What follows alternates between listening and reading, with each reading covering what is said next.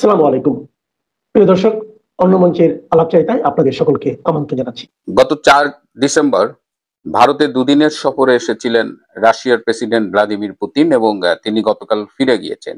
এই সফর নিয়ে উপমহাদেশে এবং বিশ্বব্যাপী বেশ আলোচনা হচ্ছে, কারণ যে মুহূর্তে ভারতকে আমরা দেখেছি আমেরিকার সাথে প্রতিরক্ষা চুক্তি সাইন করতে, 10 বছরের একটা চুক্তি, এবং যখন তার আগের কথা আপনাদের মনে আছে, যখন সাংহাই কোঅপারেশনের সম্মেলনে রাশিয়ার পুতিন, চীনের প্রেসিডেন্ট এবং ভারতের প্রধানমন্ত্রী তিনজন যখন মিটিং করেছিল, এবং সেই মিটিং এ আপনারা তখন জানেন যে এই রাশিয়া, চীন, ইন্ডিয়ার একটা জোটের কথা বলা হচ্ছিল, ব্রিক্স কে অ্যাক্টিভ করার কথা বলা হচ্ছিল, এবং বিশ্ব রাজনীতিতে আমেরিকার প্রতিপক্ষ হিসেবে এই জোটগুলো যখন দাঁড়াবার একটা সম্ভাবনা তৈরি হচ্ছিল, তখন কিন্তু আমেরিকা উদ্যোগী হয়েছে ভারতের সাথে সম্পর্ক ইমপ্রুভ করার জন্য। এবং তারই ফলশ্রুতিতে আপনারা দেখেছেন 10 বছরের জন্য একটা ডিফেন্স ট্রিটি সাইন হয়েছে। ভারতের সাথে আমেরিকার বাণিজ্য চুক্তিটা মোরলেস সেট হয়ে গেছে, কিছু কিছু বিষয় বাকি আছে, এবং ভারতের সাথে আমেরিকার যখন যে আলোচনাগুলো হয় সেখানে বাংলাদেশ বিষয়টা থাকে, এবং বাংলাদেশের বিষয়ে ভারতের যে প্রত্যাশাগুলো সেগুলো নিয়ে আলোচনা করে, এবং অনেক সময় বাংলাদেশের কারণে এই আমেরিকা ভারতের চুক্তিগুলো একটু ডিলেড হয়। তো এই পুতিন যখন চলে গেছেন গতকাল, আজকেই আবার আমেরিকার থেকে একটা বাণিজ্য প্রতিনিধি দলের দিল্লিতে আসার কথা।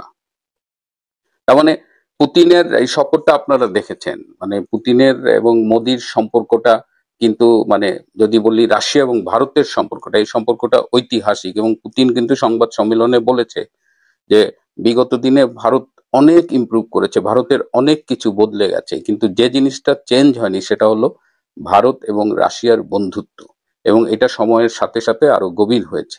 এই স্টেটমেন্টটা খুব ইম্পর্টেন্ট, এবং যারা দক্ষিণ এশিয়া কিংবা ইন্দো প্যাসিফিক রিজিয়নের রাজনীতির খোঁজ রাখেন, জিও পলিটিক্সের খোঁজ রাখেন, তারা নিশ্চয়ই অনুধাবন করবেন যে এই মুহূর্তে ভারত রাশিয়ার এই সম্পর্কটা, এবং পুতিনের আরো কয়েকদিন পরে ভারতে আসার কথা ছিল, কিন্তু সেই সফরটা তিনি এগিয়ে এনেছেন।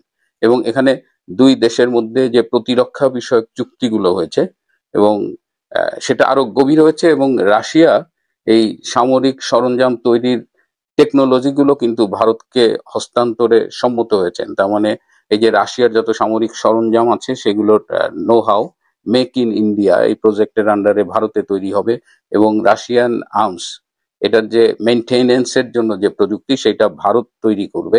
এবং ইন্ডিয়া কিন্তু রাশিয়ার থেকে প্রচুর আর্মস কেনে, এবং তাদের যে আকাশ প্রতিরক্ষা ব্যবস্থা S-400 সেটাও কিন্তু রাশিয়ার থেকে এনেছে। এবং সম্প্রতি গত মে মাসে যে অপারেশন সিন্দুর হলো, ভারত যখন পাকিস্তানকে আক্রমণ করলো, তখন কিন্তু এই রাশিয়ার নির্মিত S-400 এবং রাশিয়ার অনেক ক্ষেপণাস্ত্রই ভারত সাফল্যের সাথে ব্যবহার করেছে। তো এই সময়ে এই বিশ্ব রাজনীতিতে এই পুতিনের ভারত সফরটা অত্যন্ত গুরুত্বপূর্ণ, এবং বিশ্বে যে একটা রাজনৈতিক ভারসাম্য বজায় রাখার জায়গাটায় ভারত কিন্তু নিজেকে স্থাপন করেছে। অর্থাৎ ভারত যে আমেরিকা, রাশিয়া এদের মধ্যে যে একটা ভারসাম্য বজায় রাখার যে জায়গাটা, সেই জায়গাটা ভারত এখন পালন করছে, এবং ইটস ভেরি ইম্পর্টেন্ট। এবং দেখেন রাশিয়ার সাথে ঘনিষ্ঠতার সাথে সাথে আমেরিকাও কিন্তু বসে নেই, আমেরিকাও ভারতের সাথে তাদের সম্পর্ক ইমপ্রুভ করছে। এবং ট্যারিফ নিয়ে মাঝখানে এই যে ভারতের ট্যারিফ প্রায় 50% বাড়িয়ে দিয়েছিল, এর ফলে একটা টান টান উত্তেজনাকর পরিস্থিতি শুরু হয়েছিল, এবং সেই সময় ট্রাম্পের অ্যাডভাইজাররা তাকে অ্যাডভাইস দিয়েছিল যে ভারতের সাথে এই পায়ে পা লাগিয়ে ঝগড়া করে তাদের আসলে খুব বেশি লাভ নেই। এবং তখনই ট্রাম্প কিন্তু তার পলিসি চেঞ্জ করে এবং ভারতের কাছে আবার বন্ধুত্বের হাত বাড়িয়ে দেয়, এবং বলেছিল ট্রাম্পের, আপনাদের সেই কথাটা মনে আছে, ট্রাম্প বলেছিল যে এই মুহূর্তে আপনারা হয়তো আমাকে পছন্দ করেন না, কিন্তু অচিরেই ভারতের মানুষ আমাকে পছন্দ করবে। এবং ট্রাম্প প্যারালালি পাকিস্তানের সাথেও ভালো সম্পর্ক করেছে, কিন্তু এটাকে বলা যায় যে পাকিস্তান হলো আমেরিকার লাঠিয়া আর ভারত হলো আমেরিকার বন্ধু।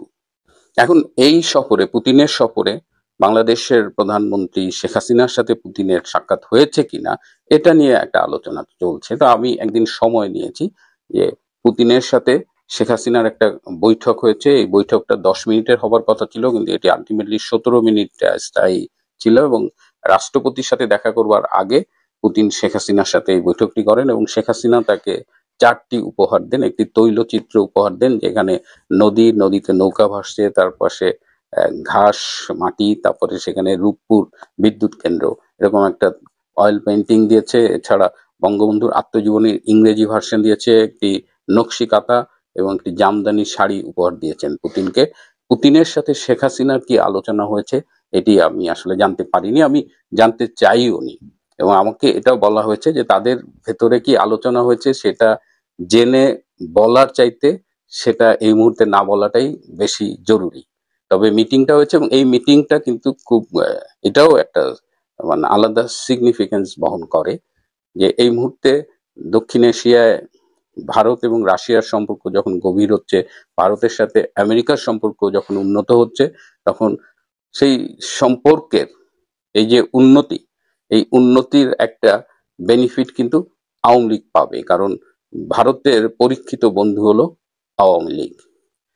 ভারত আওয়ামী লীগকে তার পরীক্ষিত বন্ধু মনে করে, কিন্তু বাংলাদেশের বাস্তবতায় ভারত বিরোধী রাজনীতি বেশ জনপ্রিয় একটা অংশের মধ্যে, এবং ভারত বিরোধী এই রাজনীতিটা করে বেসিক্যালি জামাতে ইসলাম, বিএনপি এবং আরো কয়েকটি ইসলামপন্থী দল। আওয়ামী লীগকে আমি দেখেছি যে তাদের ভারতের প্রতি তাদের অবস্থানটা তারা কিন্তু নিজেরাই বেশ মাঝে মধ্যে দ্বিধান্বিত থাকে। আমার মনে আছে 1990 সালে, তখন আমি ঢাকা মেডিকেল কলেজে পড়ি, তখন দিল্লিতে IPPNW, international physicians for the prevention of nuclear war, এই পারমাণবিক যুদ্ধের বিরুদ্ধে ডাক্তারদের একটা ইন্টারন্যাশনাল অর্গানাইজেশন আছে, সেইটার একটা সম্মেলন হয়েছিল এবং সেই সম্মেলনে বাংলাদেশ মেডিকেল অ্যাসোসিয়েশনের নেতৃবৃন্দ গিয়েছিল এবং আমরা বিভিন্ন মেডিকেল কলেজের ছাত্র নেতারাও গিয়েছিলাম। তো সেই মিটিং এ প্রধান অতিথি ছিলেন ভারতের সেই সময়ের প্রধানমন্ত্রী বিপি সিং এবং বিশেষ অতিথি ছিলেন বাংলাদেশ আওয়ামী লীগের সেই সময়ের সভানেত্রী শেখ হাসিনা। কিন্তু শেষ মুহূর্তে শেখ হাসিনা সেই সম্মেলনে যাননি। কেন যাননি? বলা হলো যে শেখ হাসিনা গেলে বলা হবে যে এমনি সে ভারতের লোক বা প্রো ইন্ডিয়ান, এটা একটা সমালোচনা আছে, সুতরাং এটা গেলে এই সমালোচনা আরো বাড়বে। এই জায়গাটায় আমি একটু কথা বলতে চাই, কারণ আমি নিজেও ভারতে 2 বছরের বেশি পড়াশোনা করেছি। আমি দেখেছি যে ভারত এমন একটা প্রতিবেশী যার কাছ থেকে আমাদের উপকৃত হওয়ার অনেক কিছু আছে, যার সাথে সুসম্পর্ক রাখলে আমরাই দিনের শেষে উপকৃত হব। কিন্তু ভারতের সাথে আমাদের এই সম্পর্ক নিয়ে একদল যেমন ভারত বিরোধিতার রাজনীতি করে, আরেক দল তেমন মানে অস্বস্তির মধ্যে থাকে যে আমাদের ভারতের দালাল বলবে। এবং আমি এটাও দেখেছি যে বাংলাদেশের মানুষ আসলে অনেকেই জানেন না যে ভারতের সাথে আমাদের কোথায় বন্ধুত্ব হওয়া উচিত এবং ভারতের কোন জিনিসগুলো আমাদের জন্য জরুরি না। আপনি যদি বাংলাদেশে দেখেন, আমরা ভারতীয় সিরিয়াল দেখার জন্য উদ্গ্রীব হয়ে থাকি, বাংলাদেশের ঘরে ঘরে ভারতীয় চ্যানেল, এটা খুব জরুরি না। ভারতীয় বস্তা পচা চ্যানেল দেখাটা জরুরি না, কিন্তু ভারতের যদি বিজ্ঞান, প্রযুক্তি, শিক্ষা, স্বাস্থ্য ব্যবস্থা এই বিষয়গুলো দেখেন, এইখান থেকে আমাদের নেবার অনেক কিছু আছে। ভারতীয় উপর আমরা বিভিন্ন নিত্য প্রয়োজনীয় পণ্যের জন্য নির্ভরশীল। সুতরাং ভারতের সাথে যদি আমাদের একটা বন্ধুত্বপূর্ণ সম্পর্ক থাকে, সেটা কিন্তু উভয় দেশকেই উপকৃত করবে। সুতরাং আওয়ামী লীগের আমার কাছে মনে হয় যে ভারতের ব্যাপারে, সম্পর্কের ব্যাপারে খুব স্পষ্ট একটা অবস্থান থাকা উচিত। এই বিরোধীরা কি বললো, কারণ ভারত বিরোধিতা যেমন একটা রাজনীতি, ঠিক বাংলাদেশের পক্ষে প্রতিবেশীর সাথে সুসম্পর্ক বজায় রাখা এটাও একটা রাজনীতি, এবং এই রাজনীতির বিষয়ে আওয়ামী লীগকে খুব স্পষ্ট একটা অবস্থান নেওয়া উচিত। এবং আজকে যে পুতিনের সাথে এই শেখ হাসিনার বৈঠক হলো, বা এই যে ভারত রাশিয়ার সম্পর্ক, এটার বেনিফিট আমি একটু আগেই বললাম যে এটার বেনিফিট কিন্তু আওয়ামী লীগের ঘরেও যাবে।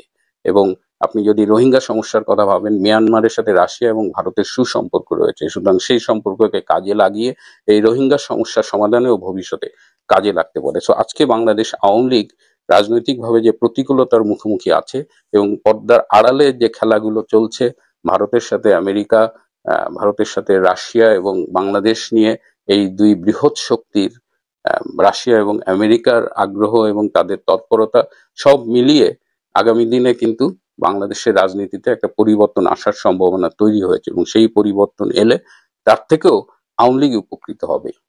সুতরাং এই যে পুতিন যে ভারত সফর করে গেলেন এবং মোদি, শেখ হাসিনা সহ আরো অনেকের সাথে মিটিং করেছেন, এই মিটিং এর একটা প্রভাব দক্ষিণ এশিয়ার এবং ইন্দো প্যাসিফিক অঞ্চলের রাজনীতির উপরে যেমন পড়বে, বাংলাদেশের উপরে পড়বে, বাংলাদেশ আওয়ামী লীগের রাজনীতির উপরেও সেটা পড়বে। আমাদের শুধু এখন অপেক্ষা করতে হবে এই প্রভাবগুলো কিভাবে পড়ে সেটা দেখার জন্য। প্রিয় বন্ধুরা, আজ এ পর্যন্তই। ভালো। এই মুহূর্তে আপনাদের সামনে কথা বলতে এসেছি শেখ হাসিনাকে নিয়ে আবারও ভারত সরকার কি দৃঢ় অবস্থান ব্যক্ত করলো। ভারত সরকারের পঞ্চপাণ্ডব আছে।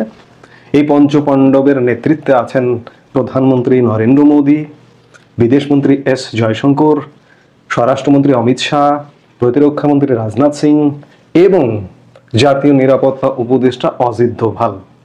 এই পাঁচজনের যে কোনো একজন মুখ দিয়ে কোনো কথা বলা মানে সেটি কথা, সেটি আইন, সেটি ভারত সরকারের নীতি।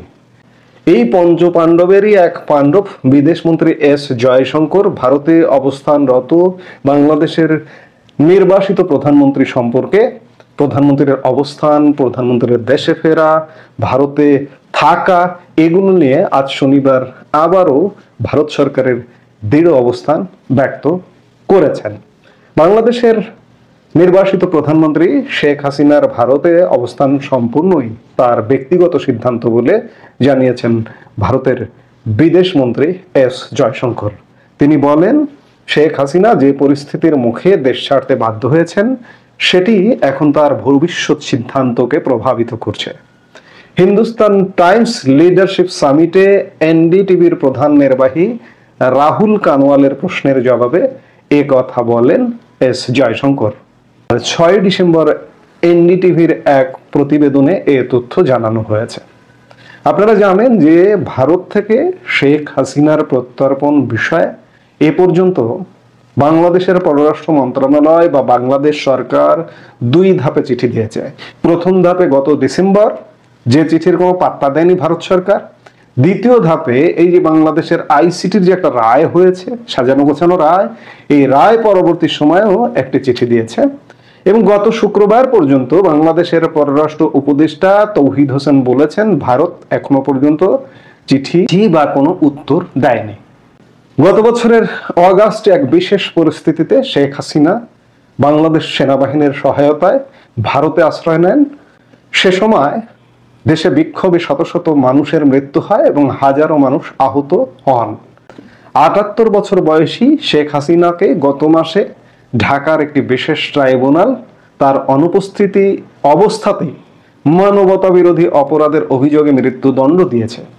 এই মামলাটা ছিল তার সরকারের গত বছরের ছাত্র আন্দোলন দমনের সম্পর্কিত।